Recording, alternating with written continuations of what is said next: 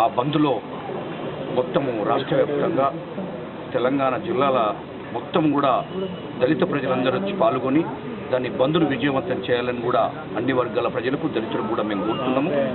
అదేవిధంగా ఈరోజు డాక్టర్ బాబాసాహెబ్ అంబేద్కర్ గారు రాజ్యాంగం రాసి దాని అమలైనటువంటి రోజున్నే అది 26 జనవరి రోజున్నే అంబేద్కర్ విగ్రహాన్ని అక్కడ అమలాపూర్లో పోతే అక్కడ ధవళేశ్వరంలో కూలగొట్టడం అనేది అది ఎంత అంటే అంబేద్కర్ను అవమానించుకుంటూ ఆయన రాజ్యాంగాన్ని అవమానించుకుంటూ భారతదేశంలో ఉన్నటువంటి దళిత ప్రజలను అందరినీ అవమానించినట్టు అనే విషయాన్ని కూడా మేము చెప్పడం జరుగుతుంది.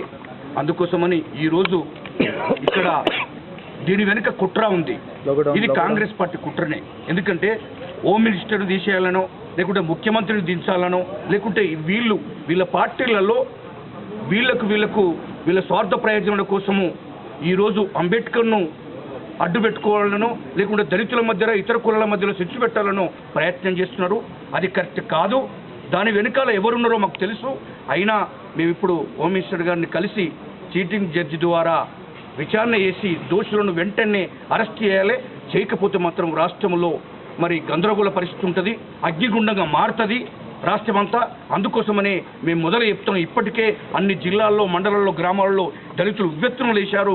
ఇవాళ ధర్నాలు, రస్తారోకలు చేస్తున్నారు. ఖచ్చితంగా రేపు బంద్ను కూడా శాంతియుతంగానే బంద్ చేస్తున్నాము. ఒకవేళ దోషులను అరెస్ట్ చేయకపోతే మాత్రము రాష్ట్రంలో జరగబోయే పరిణామాలకు అది ప్రభుత్వమే బాధ్యత వహించాలని చెప్పి మేము డిమాండ్ చేస్తున్నాము. ఖచ్చితంగా రేపు బంద్ను ప్రభుత్వం కూడా మాకు సహకరించాలని చెప్తున్నాము. మా వాళ్ళని అనవసరంగా రెచ్చగొట్టద్దని కూడా ఈ సందర్భంగా మేము చెప్పడం జరుగుతుంది. అందుకోసమని దీనికి పూర్తి మద్దతుగా అన్ని పార్టీలను కూడా కోరాము. ఈరోజు సిపిఐ పార్టీని, మరియు టీడీపీ పార్టీని, టీఆర్ఎస్ పార్టీని, కాంగ్రెస్ పార్టీని, అన్ని పార్టీలను కూడా దీనికి మద్దతు చేయాలని చెప్పి మేము కోరడం జరిగింది. అందుకోసమే దోషులను అరెస్ట్ చేయమని చెప్పి మేము డిమాండ్ చేస్తున్నాము.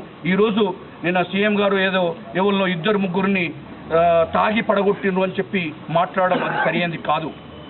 మేము విగ్రహాలు కూర్చోాలంటే మాకు పెద్ద పని కూడా కాదు. ఎందుకంటే మాకు అది చాతనవుతుంది.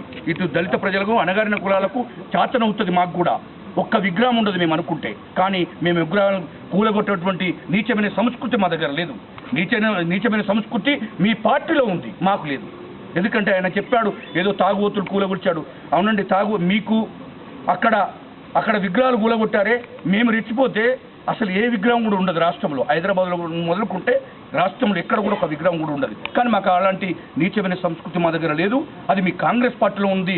ఎందుకంటే ఇటు దళితులను అడ్డం పెట్టుకోవడం, అంబేద్కర్ని అడ్డం పెట్టు, మొత్తం చిచ్చు పెట్టి ఈ ప్రభుత్వంలో మీకు పడక ఇవాళ దళిత ప్రజల మనోభావాలను దెబ్బతీస్తున్నారు. అది రాజ్యాంగం రాసినటువంటి అంబేద్కర్ను అవమానపరచడం అనేది సరైనది కాదు. దాన్ని మేము ఖండిస్తున్నాం. వెంటనే దోషులను ఇప్పటికైనా నిజమైనటువంటి అంటే కూల్చివేసినటువంటి దోషులను వెంటనే అరెస్ట్ చేయాలని చెప్పి డిమాండ్ చేస్తూ రేపు జరగబోయే బంద్ను విజయవంతం చేయాలని చెప్పి దళిత ప్రజలకు, ఇతర వర్గాలకు, అన్ని పార్టీలకు కూడా మేము కోరడం జరుగుతుంది.